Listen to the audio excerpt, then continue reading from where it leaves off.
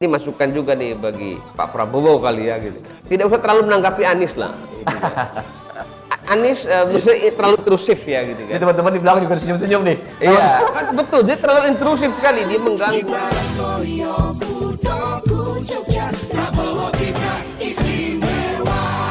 Prabowo Gibran.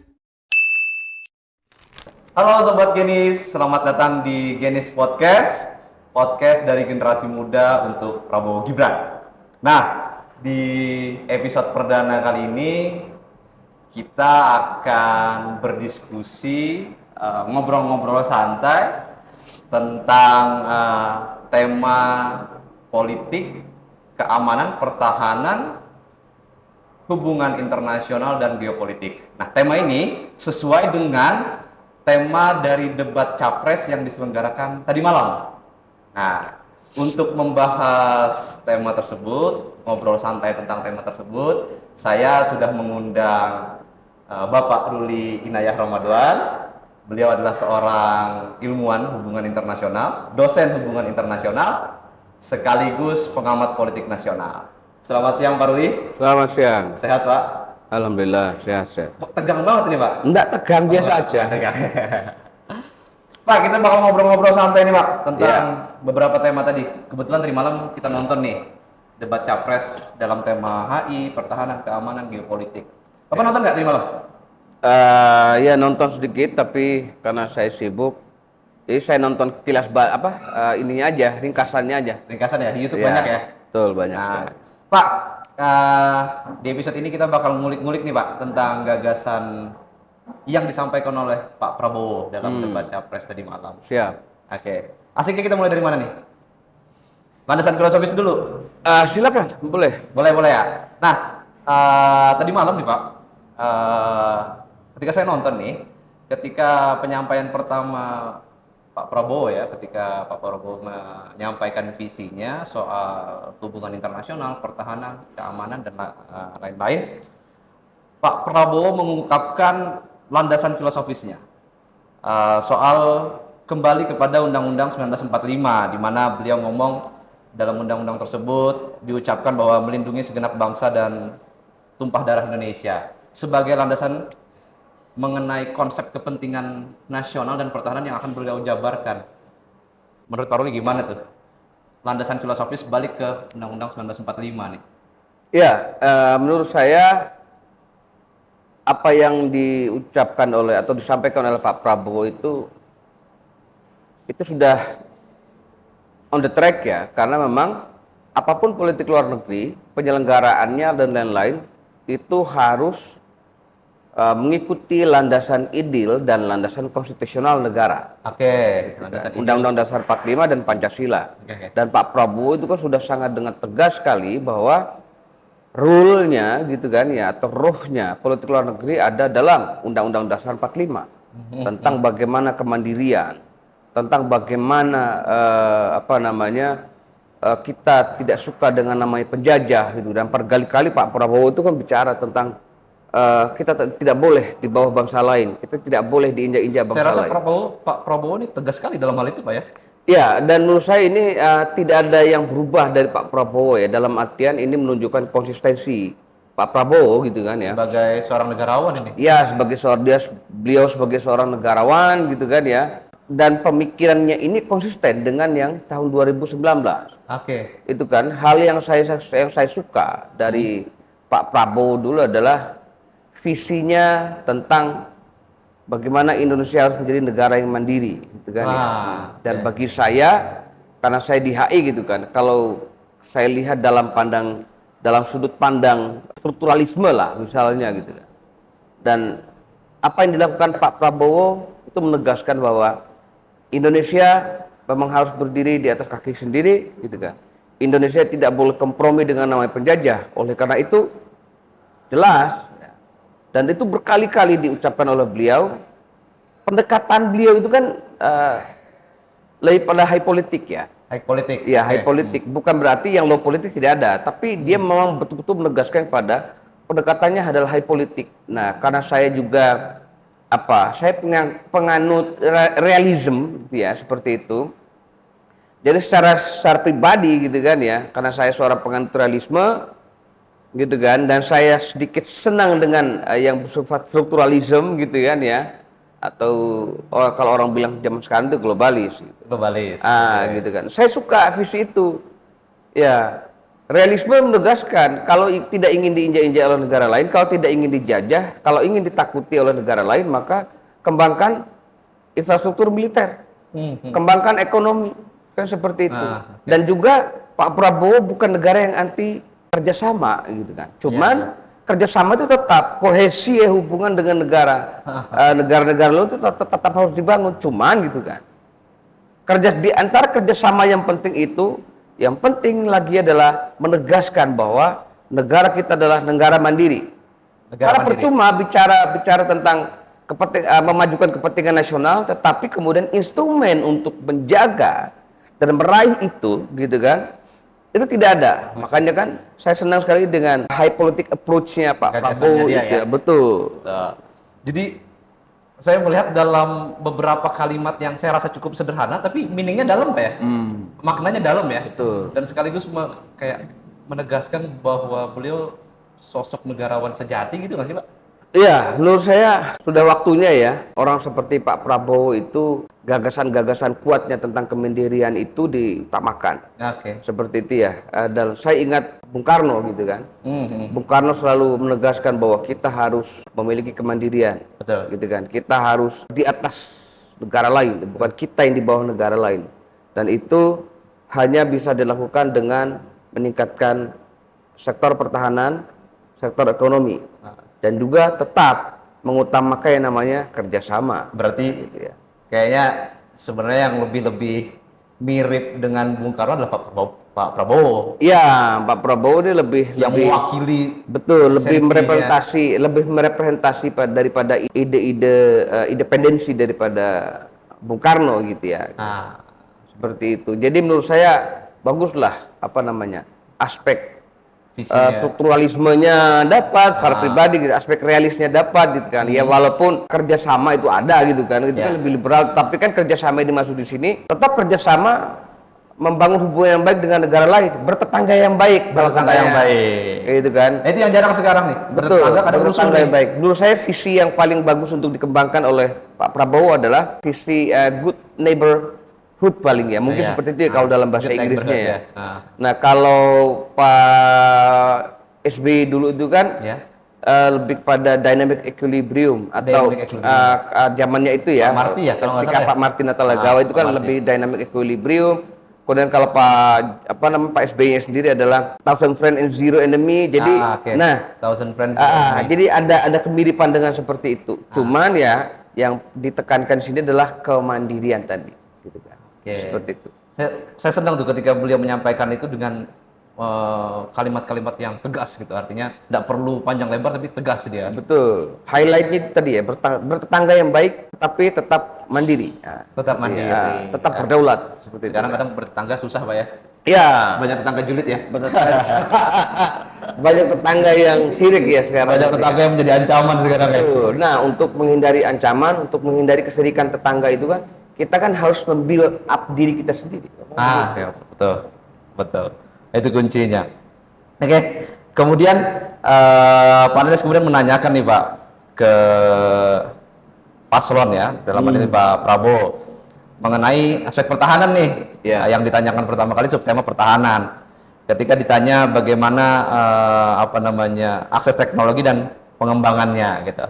Pak Prabowo di sana menyatakan bahwa lebih mengutamakan mengembangkan SDM-nya dan pendidikannya agar teknologi itu bukan dibeli tapi dikuasai, knowledge-nya, pengetahuannya. Jadi bisa bikin sendiri itu gitu. Bukan lagi tergantung atau beli gitu. Itu menurut Bapak gimana pandangan Pak Prabowo? Iya, itu konsisten inline dengan visi beliau gitu kan. Nah, justru yang saya notice tuh yang itu loh. Ada pernyataan terakhir ya, bukan pernyataan, pertanyaan terakhir itu ya tentang budaya Barat itu, budaya Barat yang globalisasi nih ya? Ya itu bagian dari globalisasi, cuma saya nggak suka aja diksi yang digunakan. Karena apakah kita harus menerima budaya Barat gitu kan ya, menerima budaya Barat.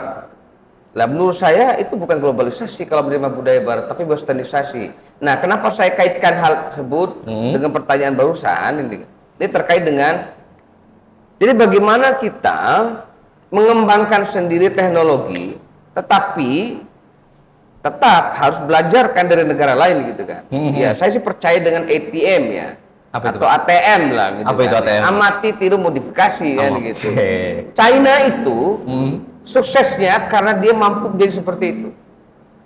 Ya, menurut saya sebagai negara, salah satu negara selatan, Indonesia sebagai salah satu negara selatan atau negara dunia ketiga, dan menurut saya kita adalah leader dari negara dunia ketiga gitu, atau negara selatan. Sudah waktunya untuk menunjukkan gitu kan bahwa cara untuk memutus rantai ketergantungan gitu kan ya dengan negara maju sehingga kita bisa menjadi independen adalah dengan mempraktikkan atau mencontoh gitu kan. Kita belajar gitu kan dari apa yang dilakukan oleh Cina.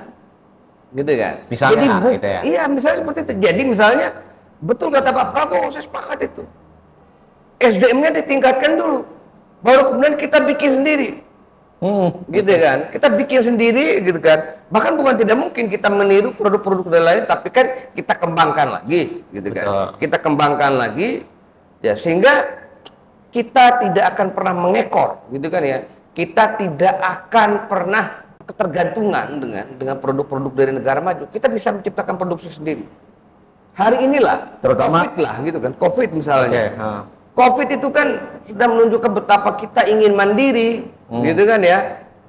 Malah kita kemudian ditekan kembali gitu kan, supaya jangan sampai kita memproduksi vaksin sendiri, gitu kan. Belum lagi yang lain-lain loh ya. Belum lagi yang lain-lain. Saya kalau bicara soal bagaimana bentuk-bentuk praktik negara-negara maju supaya membuat negara-negara berkembang, gitu kan.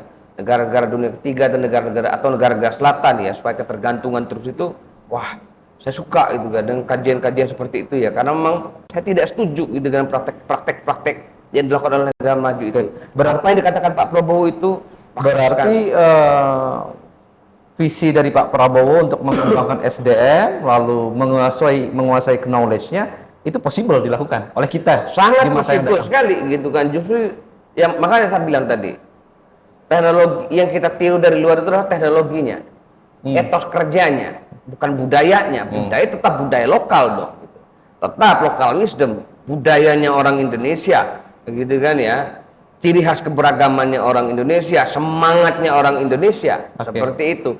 Tapi gitu kan ya, knowledge-nya gitu kan ya, pasti kita harus belajar dari negara-negara lain. Pasti otomatis ada yang namanya transfer of knowledge ya, ada juga transfer of technology ya. Sehingga kalau itu sudah mumpuni, kita bisa berdiri sendiri seperti yang dikatakan Pak Prabowo. Oke, berarti gagasan harus memang seperti itu. Gagasan realistis ya, bukan oman-oman. Realistis sekali gitu kan. Kan cara untuk memutuskan menjadi independen itu kan harus memutuskan dulu. Kan ada teori gerbong itu ya.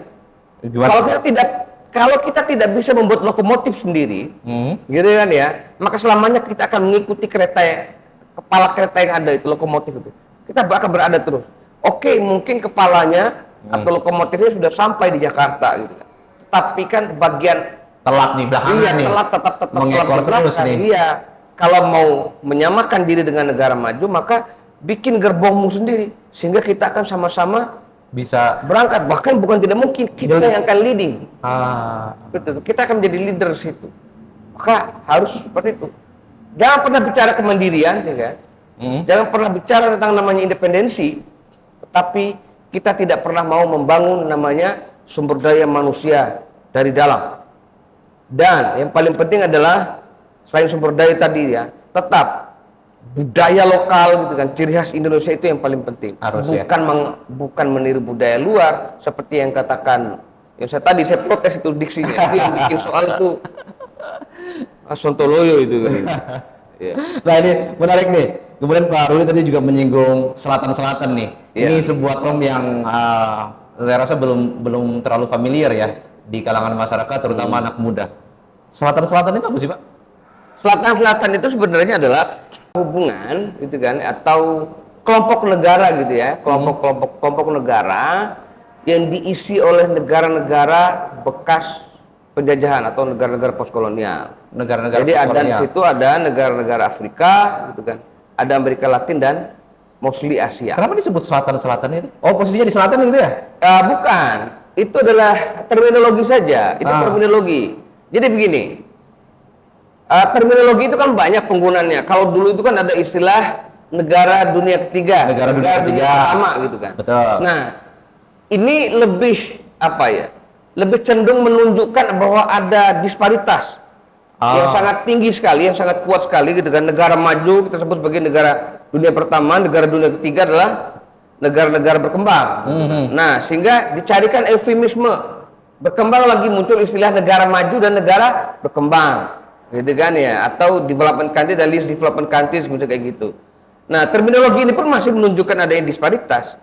Sehingga lebih enak digunakan adalah kalimat seperti yang Alfred Zimmern, Profesor Alfred Zimmern itu kan pernah mengatakan bahwa negara-negara di selatan gitu kan kurang mendapatkan perhatian dari dunia internasional. Nah, saya sepakat dengan istilahnya Alfred Zimmern dengan terminologi selatan. Selatan itu oke, belahan, tetapi juga lebih pada terminologi untuk menunjukkan bahwa ini ada kelompok negara-negara berkembang yang bekerja sama, saling bahu-membahu gitu kan ya. Supaya mengurangi ketergantungan dengan negara maju. Dan ini juga merupakan modalitas politik dari negara selatan, dari negara-negara pasca penjajahan ya. Supaya apa? Mereka bisa menggunakan bargaining politik. Oh, ketika mereka gabung barengan nih. Betul. Kalau dalam HI itu kan diajarin, ya tidak hanya dalam HI ya, dalam hidup juga kan. Kalau Anda sendirian, maka Anda akan lemah. Tapi kalau Anda bersama-sama barengan gitu kan, maka Anda punya kekuatan bargaining menjadi meningkat. Maka istilah negara selatan itu atau social cooperation ya, gitu ya. South cooperation itu merupakan terminologi yang menjadi eufemisme lah gitu kan untuk membedakan negara maju dengan negara berkembang. Jadi negara penjajah dengan negara yang dijajah. Negara old force kalau istilahnya Bung Karno gitu kan ya, dengan old established force dengan new emerging force gitu kan ya. Nefos dan old force dan nefos. Nah, dalam gagasan itu Pak Prabowo sempat menyatakan bahwa untuk menjadi negara kuat atau menjadi negara yang leader lah istilahnya di kategori negara selatan-selatan tadi, kita perlu menguatkan ekonomi domestik nih Pak. Ya. Relate-nya gimana tuh Pak? Ya, saya sepakat dengan ada saya catat itu ya dari debat itu yang dikatakan oleh Pak Prabowo gitu kan, tentang hubungan selatan-selatan kan itu ya. Kalau kita pengen jadi leader nih, betul. Kalau kita mau menjadi leader, bukan kalau kita mau menjadi leader. Pak Prabowo sudah ngomong kok. Kita itu sudah leader di selatan. Pak Prabowo kan tadi juga di semalam itu kan mengatakan bahwa kita sudah punya banyak bantuan yang kita berikan kepada negara-negara selatan lainnya, gitu kan. Itu sebenarnya Pak Prabowo menunjukkan bahwa kita leader, gitu kan. Kita bukan lagi negara yang menerima donor pada wilayah selatan, tapi negara yang memberikan donor, sehingga itu merupakan bargaining position kita, gitu kan. Jadi sebenarnya kita udah kuat nih. Iya, dan itu juga kan menjadi penegas bahwa itu adalah pertama, itu adalah identity yang pertama ya. Identity yang menyatakan bahwa kita sudah bukan negara yang bawah lagi, gitu kan. Tapi kita sudah negara penentu karena kita memberikan bantuan, bukan lagi menerima bantuan. Dan kayaknya cuma Pak Prabowo yang sadar itu ya. Iya, itu betul. Itu modalitas politik luar negeri kita. Ngapain gitu kan? Kita hanya menonton saja. Kalau Pak Anies kan lebih kepada ya betul, dia mengatakan kita tidak boleh menjadi penonton. Kita tidak menjadi penonton selama ini. Kalau kita sebenarnya nggak jadi penonton. Kita adalah penentu. Kita sudah jadi penentu. Iya, banyak misalnya ada kerjasama triangular gitu kan. KSST misalnya ada banyak tuh. Kemudian ada program-program misalnya Indonesia memberikan bantuan ke Fiji. Kemudian ke Afrika, negara-negara di Afrika gitu kan. Kalau Indonesia lebih fokus ke ini ya, di negara-negara di Afrika sama negara-negara di Pasifik Selatan. Bantuan-bantuan itu. Iya, negara kecil kepulauan. Betul, ada bantuan transfer of technology, kita memberikan bantuan traktor, tapi kita fokuskan di bidang pertanian. Karena masalah mereka kan daripada pengelolaan pertanian. Nah, kita kuat di aspek itu. Secara kita negara agraris gitu kan ya. Kita udah lebih ibaratnya udah final lah, udah final lah gitu kan. Soal mungkin pengembangan pertanian, walaupun gitu kan ya kita sendiri juga masih harus mengembangkan pertanian lebih baik gitu tetap. Tapi di tingkat negara selatan internasional kita lebih maju daripada mereka. Maka sebagai bagian dari apa yang dikatakan Pak Prabowo, kita harus mengikuti landasan konstitusional kan gitu, Undang-Undang 45 gitu kan. Berperan, iya kan? Betul. Mewujudkan perdamaian itu kan tidak hanya stop perang, tidak hanya begitu saja, tapi juga memberikan pendidikan. Transfer of knowledge pada mereka itu kan bagian dari membangun visi itu, visi perdamaian sebenarnya. Kemudian kita juga transfer of technology. Itu udah banyak loh. Asistensi yang dilakukan oleh Indonesia di negara-negara Afrika dan negara-negara Pasifik Selatan. Berarti kayaknya itu modalitas. Pak Prabowo nih yang sadar. Betul. Sebenarnya kita sudah jadi leader, tinggal memantapkan itu. Iya, cuman kalau Pak Prabowo kan mengatakan kita harus memantapkan lagi posisi itu. Dengan cara apa? Membangun dari dalam, membangun potensi dari dalam dulu. Kan disebut sebagai hilirisasi. Gitu kan. Terus semakin menguatkan tadi ya. Betul. Nah, ini menarik teman-teman. Ternyata selama ini berdasarkan cerita Pak Ruli bahwa sebenarnya kita sudah cukup menjadi leader di negara-negara selatan, Pak. Betul. Ya. Dan Pak Prabowo yang sadar itu gitu. Iya kan, itu kan sebenarnya visi penguatan ekonomi dan visi penguatan geopolitik. Iya, itu geopolitik juga ada dimensi beliau itu. Bayangkan kalau semua negara-negara selatan kita berhasil ya, Indonesia berhasil membuat negara-negara selatan lainnya itu under Indonesia. Maka ini menjadi modalitas politik yang paling besar bagi Indonesia untuk menghadapi negara-negara barat, negara-negara maju. Jadi begitu. Karena kan ASEAN adalah soko guru gitu kan. Layar politik luar negeri pertamanya Indonesia gitu kan ya. ASEAN itu. Tapi kan selain ASEAN gitu kan, ada non-blok. Dan gitu ya. Di selatan-selatan itu sebenarnya benih-benihnya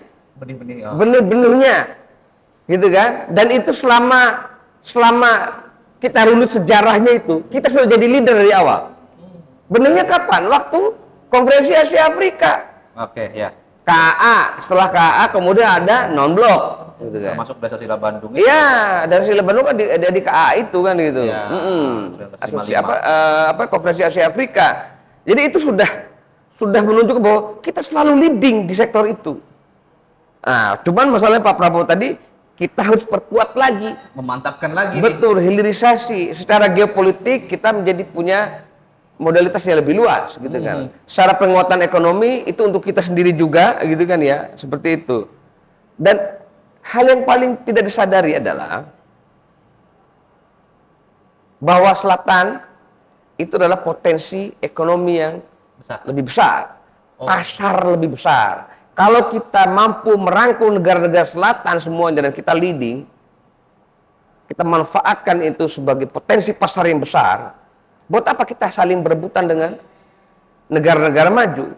Kalau kita punya bargaining yang baik di negara selatan, makanya apa? Tadi diplomasi kita melalui transfer of technology, gitu kan? Transfer of knowledge di bidang pertanian dan lain melalui asistensi ya.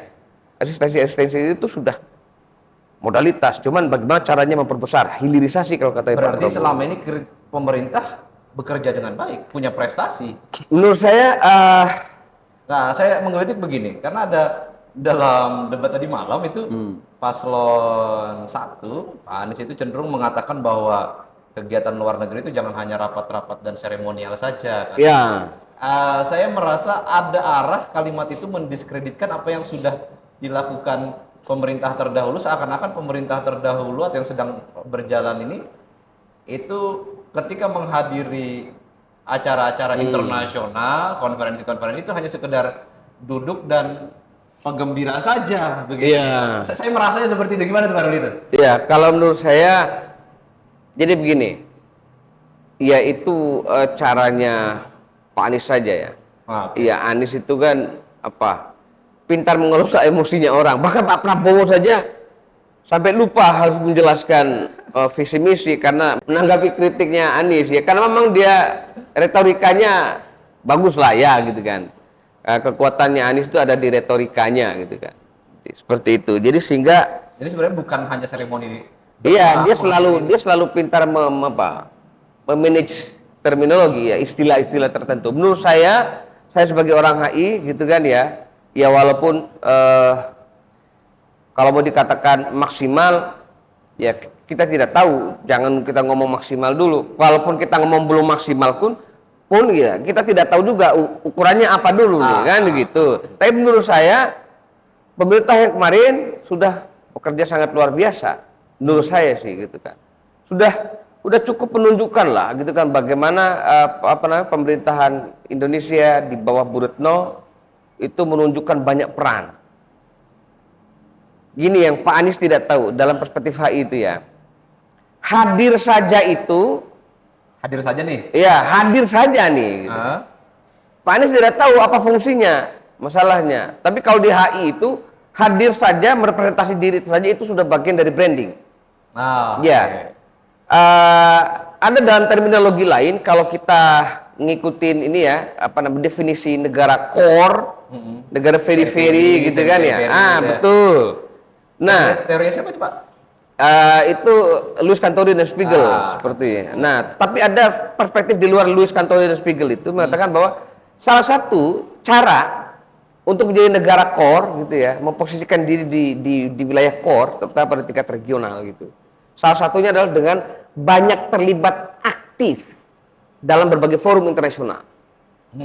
Terlibat aktif itu kan, walaupun cuma datang, tapi kita kan meratifikasi, gitu kan, dan ikut itu sudah menunjukkan komitmen loh. Dan itu bagian dari komitmen negara untuk membangun kohesi regional. Betul. Tidak disadari oleh Pak Anies. Dengan hadir terus itu sebenarnya apa? Menunjukkan, mengkonstruksi bahwa Indonesia selalu aktif dalam berbagai forum. Kan begitu? Bukan seremonial. Bukan hanya seremonial saja. Dan untungnya gitu kan, Indonesia tidak pernah hadir begitu saja, enggak. Kita selalu menawarkan konsep. Kita selalu menawarkan bargaining. Kita selalu berjuang loh. Karena apa? Posisi Indonesia memang sudah sangat penting sekali. Indonesia sudah sangat diperhitungkan. Indonesia leader di Asia Tenggara. Indonesia leader kalau kita bicara di non-blok. Gitu kan ya. Non-blok itu kan sudah diaktifkan lagi oleh Pak SBY. Betul. Gitu. Cuman isunya kan diganti gitu kan ya. Isunya diganti. Nah, modalitas itu kan harus dilanjutkan. Begitu kan. Harus dilanjutkan dan dikuatkan lagi gitu. Menurut saya sih begitu. Nah, Pak Anies itu kan dia tidak tahu gitu kan. Bahwa hadir saja ya, walaupun menurut saya iya dari orang-orang Kementerian Luar Negeri juga enggak sekedar hadir saja, enggak cuma sekedar hadir aja. Betul. Nih, pasti. Iya. Kita selalu menawarkan. Kenapa? Alhamdulillah saya juga sering dilibatkan dalam ini ya, dalam diskusi-diskusi mengenai termasuk proyek riset landasan politik luar negeri Indonesia di wilayah mana misalnya di Timur Tengah. Saya juga pernah ikut terlibat. Kemudian juga pernah dimintai pendapat juga oleh Kementerian Luar Negeri karena kebetulan saya juga di asosiasi. Kemarin tuh saya di pengurus asosiasi ya, diminta oleh Kemlu gitu kan untuk ikut ini policy brief gitu ya. Betul. Kemudian juga ini dimintai oleh ini bagian riset, bagian kerjasama luar negeri di DPR RI. Nah, mereka datang meminta pertimbangan kita apa yang harus dilakukan oleh Indonesia gitu kan. Kancah lingkungan global gitu kan ya, seperti itu. Dan menurut saya Pak Anies tidak terlalu ini. Dan menurut saya Pak Prabowo itu lebih kuat ya karakternya, lebih memahami ya. Iya, dan itu berulang kali. Karena saya lebih senang perspektif realis ya. Ekonomi militer itu memang yang menjadi hal yang paling penting. Dan juga Pak Prabowo, nah ini yang menarik nih. Joseph Nye itu mengatakan ada cyber power. Ya, Joseph Nye. Terus kalau di HI itu ya, cyber power itu menggabungkan antara hard dan soft. Dan soft power. Hard power dan soft ya, power. Penggabungan antara cyber power, hard power, soft power jadi smart power. Oh, cyber power, hard power, and soft power digabungkan jadi smart power. Ya. Oke.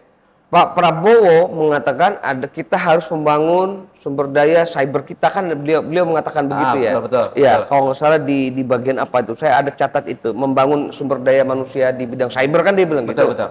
Beliau mengatakan. Nah, menurut saya dia menarik nih. High politiknya dapat. Begitu kan ya. Kemudian dia lebih kepada hard powernya. Gitu kan. Soft powernya juga dapat. Soft powernya Iya, cyber powernya juga dapat. Nah, kalau kita bisa mengcombine itu, gitu kan jadinya ya. smart power. Betul. Nah, cuman ini mungkin mudah-mudahan Genis gitu ya, Genis nih, melalui Genis ini, betul. Melalui Genis ini saya ingin menyuarakan gitu kan. Mudah-mudahan didengar oleh, mudah-mudahan Pak Prabowo mendengar ya.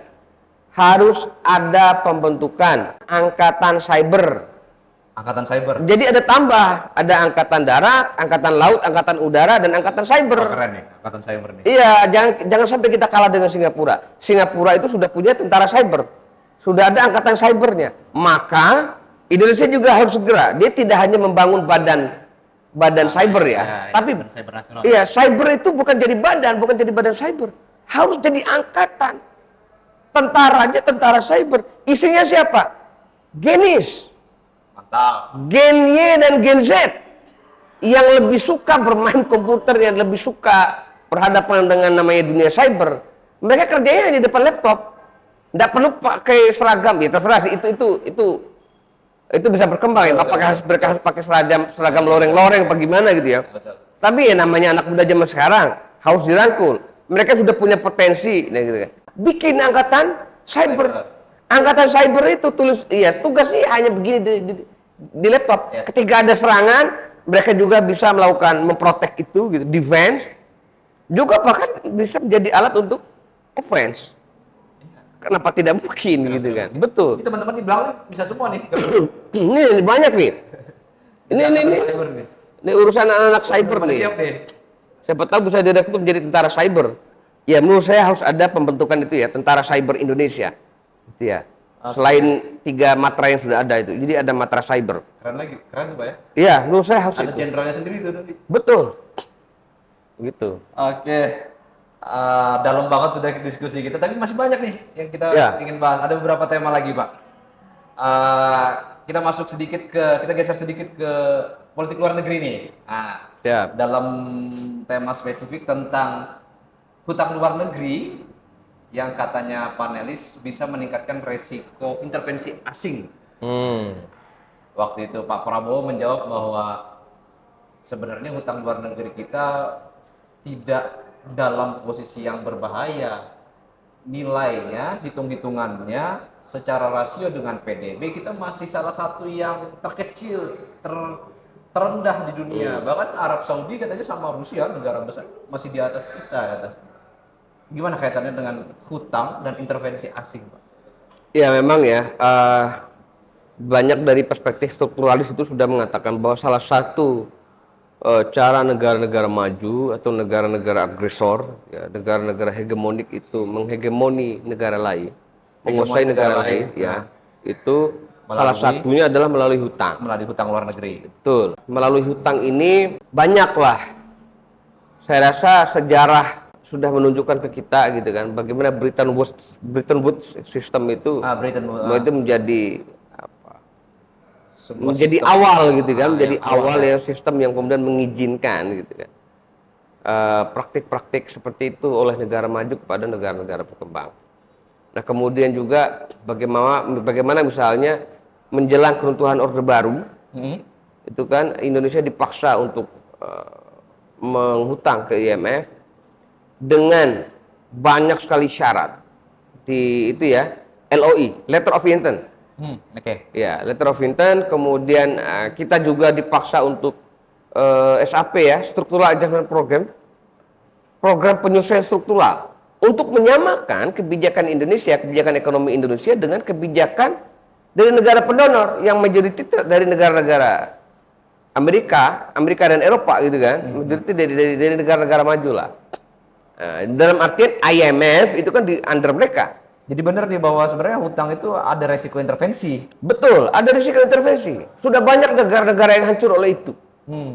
Tapi Ya, kalau bahkan kondisi- Indonesia sendiri telah hancur. Tapi kan Pernah, untungnya dulu. pernah hancur. Kalau kondisi Nah, Indonesia hari ini, Pak. kalau kondisi Indonesia hari ini tergantung bagaimana cara pengelolaannya. Saya sepakat kalau untuk ini tidak hanya sepakat dengan Pak Prabowo saja sebenarnya. Oke. Sepakat dengan semuanya lah. Tetapi kita agak tidak setuju dengan pernyataan Pak Ganjar. Pak Ganjar yang Oh mana? iya, Pak? no utang, Apa? no hutang.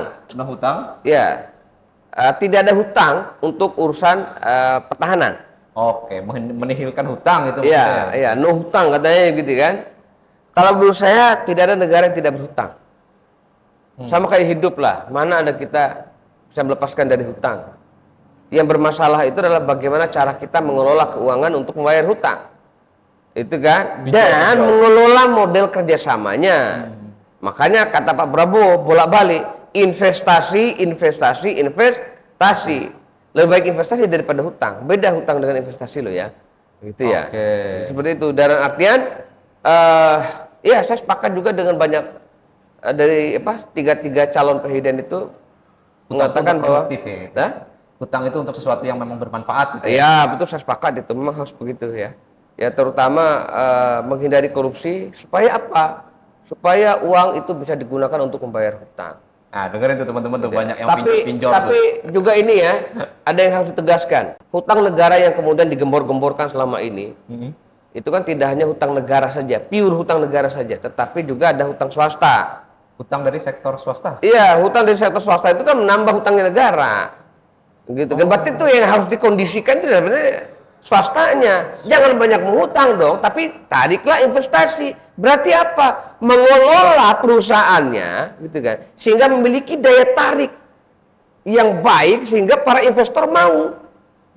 Jangan hanya sekedar berhutang gitu kan. Oke. Kita harus punya apa? Apa yang paling penting nih? Saya punya sesuatu yang paling penting untuk dikembangkan. Ini menjadi bergaining. Kamu mau nggak investasi? Kan lebih jelas. Oke. Sehingga kita tidak akan mudah diintervensi. Dia memberikan investasinya karena dia penting, gitu kan. Karena dia melihat prospeknya juga besar. Gitu. Tapi kalau kita cuma minta hutang saja, sama saja gitu kan. Maka benar Kadang-kadang ya sektor swasta itu yang lebih nakal. Benar di gagasan Pak Prabowo melalui hilirisasi untuk memperkuat ekonomi Iya, betul. agar mencegah hutang itu semakin menumpuk pada hal-hal yang Betul. Jadi sehingga kita kerjasama luar negerinya untuk pengembangan ekonomi itu tidak hanya bersandar pada hutang saja, tapi bersandar pada investasi. Nah, namanya investasi berarti kan harus tadi kreatif. Apa yang bisa dibantu oleh mereka gitu kan melalui penanaman modalnya gitu, investasinya. Bukan hutang loh ya, beda gitu. bukan pinjol nih Pak ya. Iya, beda lah apalagi pinjol gitu ya. Seperti itu. Oke. Ini terakhir nih. Ini pembahasan yang saya rasa Pak Ruli paling ahlinya nih mengenai geopolitik, Laut Cina Selatan, masalah yang udah berpuluh-puluh tahun nggak selesai di negara-negara ASEAN dan Cina ya Pak ya. Pak Prabowo itu mengatakan salah satu upaya kita untuk mencegah konflik di Laut Cina Selatan, mencegah konflik di geopolitik, di arena geopolitik itu dengan memperkuat pertahanan. Aspek pertahanan nih harus diperkuat. Tuh. Pak Ruli gimana ngelihat itu? Ya kalau Terakhir ya, pada geopolitik saya nih. Pak Ruli paling ahlinya nih teman-teman. tidak juga. Ya karena saya dosen HI gitu kan. Bagi saya apa dikatakan Pak Prabowo itu namanya balance of power gitu kan. Balance of power. Upaya balancing. Balancing itu kan meniadakan ancaman dengan cara menyamakan posisi. Kan begitu. Kalau kita sudah samakan posisi maka negara lain atau potensi ancaman yang muncul itu bisa direduksi. Seperti itu. Makanya minimum essential force yang sudah dibangun dari zaman Pak SBY, diteruskan oleh Pak Jokowi gitu kan. Diteruskan lagi dan insya Allah akan diteruskan ini karena visinya panjang gitu kan ya. Untuk memenuhi MIF itu minimum essential force itu jadi sangat penting sekali. Karena wilayah Indonesia itu lebih luas. Itu kan ya, terutama di wilayah maritim. Iya. Nah, betul. penguatannya untuk alutsista itu di darat ya tetap. Tetapi yang paling penting menurut saya gitu kan ya. Dan saya maksudnya dari idenya Pak Prabowo itu untuk penguatan itu yang paling besar pada aspek Penguatan pertahanan udara dan pertahanan udara dan laut. laut. Iya, darat juga penting tetap gitu kan. Cuman untuk sekarang ini yang harus kita khawatirkan adalah pada aspek darat dan laut. Gitu kan? Laut dan udara. Betul. Ingat, kita ada namanya ALKI, Alur Laut Kepulauan Indonesia. Yang itu Alur Laut Kepulauan Indonesia. Alur laut ALKI. Kepulauan Indonesia. Iya, itu kalau udah dikuasai oleh asing, selesai. Itu bahaya. Makanya pentingnya penguatan di wilayah sektor laut. Oke. Gitu. Betul lagi? Karena strategis Space. ya. Laut Betul. kita strategis ya. Karena Indonesia itu diliwati oleh slot, ya, sea line of trade gitu kan, dan slot, sea line of communication. Oh, oke, jalur ini. Jalur perdagangan dan jalur komunikasi. Komunikasi fiber internasional. optik dan lain-lain. Betul. Oke. Nah, itu kan penting sekali. Nah, kalau kita tidak menjaga wilayah space kita, udara, gitu, dengan baik, berarti kan harus bangun pertahanan yang baik di wilayah udara. Begitu juga sektor laut. Ya, betul. Nah, ditambah lagi dengan penguatan secara ini dari aspek darat. Betul. Tambah lagi aspek cyber gitu kan, angkatan cyber juga mengcover semua. Saya rasa apa yang dikatakan Pak Prabowo, visi Pak Prabowo bukan tidak mungkin untuk dilakukan kalau kita mau menjadi negara besar. Saya yakin Cina akan lebih menahan diri untuk berbuat macam-macam di wilayah, walaupun Indonesia bukan climate state ya. Cina sering macam-macam nih ya. Iya, Cina saya yakin tidak akan macam-macam di wilayah perairan Indonesia nanti di perbatasan dengan Natuna itu ya, itu kan. Saya rasa tidak akan macam-macam lah kalau kita sudah menunjukkan begini. Pokoknya gini, ketika Cina mampu membangun ekonominya dan kemudian diikuti dengan pembangunan aspek militer yang besar-besaran dan diikuti juga dengan semakin tingginya agresivitasnya dia di wilayah Laut Cina Selatan. Nah, tiru itu. Gitu. Tapi kita bukan untuk menjadi agresif, kan gitu ya. Kita tujuan untuk defense, gitu loh. Naikkan ekonomi kita seperti yang dikatakan Pak Prabowo, gitu kan ya. Kemudian setelah itu naik, kita kembangkan, begitu kan ya. Kita kembangkan militer kita. Bayangkan kalau ekonomi kita naik, gitu kan ya. Make sense dong ya. Iya, sangat make sense. Kita mau beli apa saja, mau bangun apa saja untuk unsur-unsur pertahanan, jadi sangat bisa. Betul. Begitu ya. Kalau apalagi tadi ya, gitu kan. Wilayah laut itu harus dilindungi, wilayah udara juga harus dilindungi, diprioritaskan dalam artian seperti itu. Ingat ya, kita hari ini sangat tidak aware dengan masyarakat. Saya sudah survei, saya kemarin melakukan survei di Jawa Timur ya tentang tingkat awareness masyarakat, tingkat kesadaran masyarakat tentang potensi ancaman yang dihadapi oleh Indonesia hari ini. Ancaman itu bukan dari dalam, tapi ancaman dari luar, eksternal. Dari eksternal, seperti itu. Rendah sekali. Karena apa? Rendah sekali pengetahuan masyarakat soal itu. Terkait awareness-nya ancaman dari luar. eksternal. Betul, ancaman perang dan lain-lain. Masyarakat tidak sadar ya, konflik China dengan Amerika Serikat, rivalitas mereka itu berpotensi sekali untuk berefek pada Indonesia, berefek besar terhadap Indonesia. Gitu kan ya. Karena Indonesia berada pada posisi penting. Kita buffer zone, gitu kan. Dan kita berada di posisi Malang, melintang aja di betul. Malang melintang di posisi tengah itu Indonesia. Maka itu menjadi sangat penting sekali di menjaga. Antara dua kubu yang berperang. Betul. Lah bayangkan hari ini, gitu kan ya. Ferdinand Marcos Junior, Bombong, Filipina. Itu kan dia sudah menandatangani kerjasama pangkalan militer Amerika Serikat. Ya, walaupun dulu sudah pernah ya, tapi kan kemudian zamannya Duterte kan tidak ada. Kemudian diadain lagi sekarang. Diadain lagi. Kalau nggak salah 7 titik. Kemudian dengan Amerika Serikat. Kemudian dengan Papua Nugini juga sudah menerima proposal itu. Australia, Papua Nugini. Australia juga sudah ada dengan Darwin. Indonesia sangat dekat sekali dengan ancaman. Belum lagi AUKUS. Project AUKUS itu adalah membawa kembali, itu kan ya, great power ke wilayah yang lebih dekat dengan wilayah Asia Pasifik, ya gitu ya. Di mana itu lebih dekat dengan ASEAN secara regional, lebih dekat dengan Indonesia secara posisi geopolitik kita. Seperti itu. Itu bahaya. Dan masyarakat kita tidak sadar soal itu. Wah, itu bahaya itu, Pak. Iya. Dan jangan sampai pemerintahnya tidak aware soal itu. Saya mengkritik itu pada pasangan Anies dan Muhaimin. Muhaimin bilang, kita tidak sedang berperang kok, ngapain kita beli alutsista sebanyak-banyak? Jadi apa sih? Ya, Iya, beliau seperti itu. Kemudian Anies juga menurut saya visinya dia tidak pada high politik ya, dia lebih pada low politik. Anies ya. Ya, low politik dia, low politik approach gitu ya. Bagus gitu kan. Penting juga untuk hari ini. Tetapi gitu kan ya, yang paling relevan hari ini adalah penguatan aspek keamanan. Karena ancaman sudah sangat semakin dekat sekali. Katanya si Stephen Gold, salah satu bentuk ancaman itu adalah kedekatan geografi dari jarak. Dari jarak. Nah, Ya, geographic proximity. Jarak Betul. geografis ya. Betul, selain itu juga dia adalah offensive capability.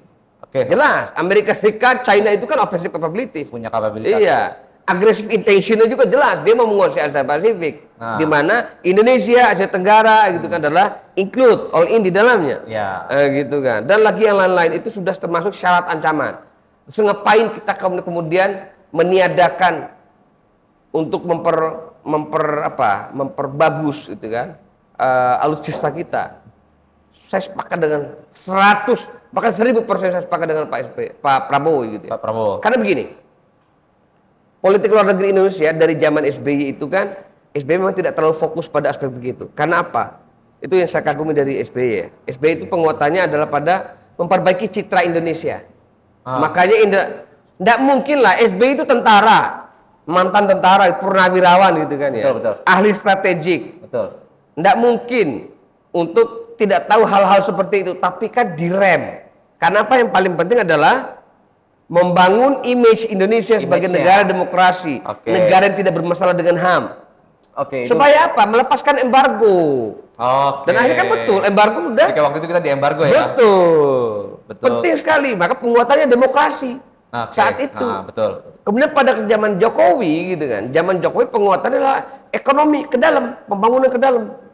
Tapi juga tetap keluar juga tetap. Tapi kan yang paling fokus eranya Jokowi adalah lebih ke dalam. Dalam ya. Membangun infrastruktur. Seperti itu kan. Nah, seiring dengan perkembangan ancaman, gitu kan ya, perkembangan ancaman, sudah sangat luar biasa menakutkan gitu kan. Maka harus sudah waktunya kita untuk fokus kepada Indonesia yang keluar keamanannya. Tapi tetap digunakan untuk menjamin menjamin untuk di dalam. Betul. Seperti itu. Dengan cara apa? Mengembangkan keamanan ini dengan cara apa? Mengembangkan ekonomi. Jadi komprehensif sekali jadinya. Betul. Seperti itu. Berarti yang paling pas ini Pak Prabowo ini. Iya, karena begini, jangan pernah bermimpi untuk menjamin ekonomimu kalau pagar rumahmu masih rendah atau tidak ada pagar. Nggak ada pagar nih. Betul. Jadi kalau ingin menjaga ekonomi, ya bikinlah pagar yang tinggi. Begitu kalau kata saya sih. Oke, berarti ini memang saatnya nih teman-teman untuk Pak Prabowo. Iya, karena waktunya Indonesia. Secara gagasan komprehensif sekali, Pak. Betul. Oke, menarik teman-teman obrolan kita dengan Pak Ruli hari ini, diskusi kita dengan Pak Ruli hari ini terkait gagasan yang disampaikan oleh Bapak Prabowo Subianto di debat Capres ketiga kemarin. Nah, terakhir Pak Ruli, performa Pak Prabowo secara keseluruhan di debat kemarin berapa nilainya? Saya juga nanya nilai ini sama kayak yang ditanyakan oleh paslon-paslon lain, kita bermain soal nilai. Berapa nilainya, Pak? Kalau performanya dengan gagasan-gagasannya gitu, Pak. Dengan semua yang disampaikan oleh Pak Prabowo. Kita bermain nilai. Berapa nilainya nih, Pak? Kalau gagasannya, karena gagasannya saya suka, betul, dan itu konsisten, ya saya kasih 100 lah. 100 dari 100? Cuman, ya 100 dari 100. 100 dari 100. Cuman gitu kan ada sedikit nih masukan juga nih bagi Pak Prabowo kali ya gitu kan. Oke, ada masukan sedikit nih. Sedikit. Tidak usah terlalu menanggapi Anies lah. Gitu kan. Anies terlalu intrusif ya gitu kan. Ini teman-teman di belakang juga senyum-senyum nih. Iya, betul. Dia terlalu intrusif sekali, dia mengganggu gitu kan, sehingga membuat Pak Prabowo sedikit emosional gitu kan. Malah cenderung diganggu, akhirnya cenderung menanggapi apa yang jadi kritik gitu daripada kritiknya juga nggak masuk. Iya, padahal nggak jelas ya. Udah lah, menurut saya hanya intrusif saja. menggoda. Dan mungkin ini bagi panitia juga ya, harus ada batasannya dong. Iya, tidak boleh menggoda-goda seperti itu. Kritik saja boleh, kritiknya institusional, Ya, tapi betul. tidak boleh kritik membawa yang pada pas nih ya. Iya, tidak boleh pada aspek-aspek pribadi. Itu kritiknya Anies itu kan sudah lebih pada aspek pribadi. Oke. Seperti itu. Jadi performanya 100 dari 100. Betul. Oke. Dan ide untuk Pak Prabowo, jangan tanggapi Anies. Oke, terima kasih banyak Pak Ruli. Obrolan kita seru sekali hari ini. Terima kasih atas kehadirannya. Semoga Pak Ruli bisa terus ngisi podcast kita nih di beberapa episode Amin, amin. mendatang. Oke, Sobat Genis, itu dulu di episode pertama. Tunggu kami di episode kedua, tentu saja dengan pembahasan, diskusi, obrolan yang lebih seru. Sampai jumpa. Assalamualaikum warahmatullahi wabarakatuh. Ibarat koyo kudo kucuk